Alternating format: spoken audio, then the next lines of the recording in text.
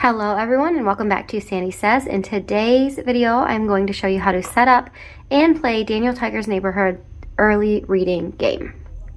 If this is your first time playing, you're going to attach the spinner to the numbers on the board as well as punch out the characters and the tokens. Each player selects a character piece and then places it on the start space. Place the gift tokens on this door of Daniel Tiger's house. Shuffle the letter cards and place them on their space in the center of the board, and then deal each player 5 cards. Youngest player always goes first, and the first player goes by spinning the spinner on the board and then moving their character that number of spaces.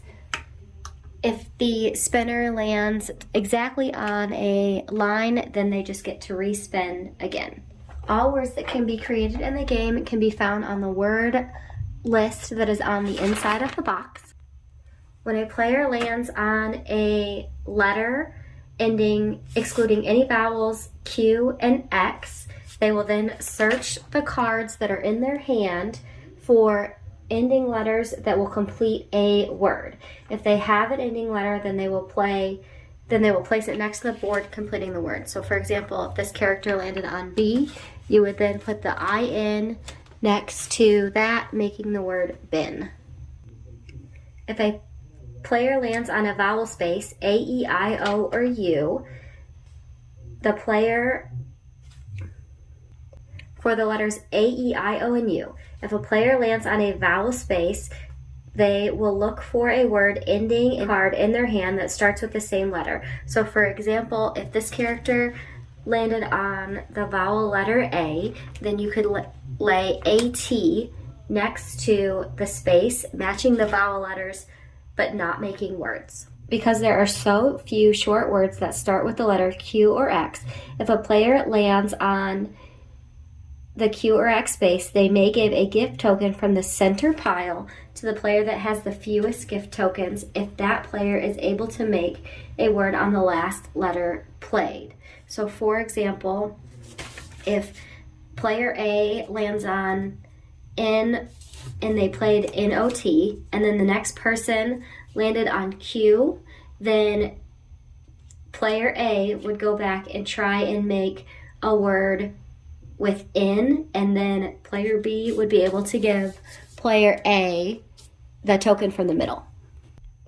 After each turn, if the player has created a word or found a vowel match, the player should collect a gift token and draw a new card from the stack.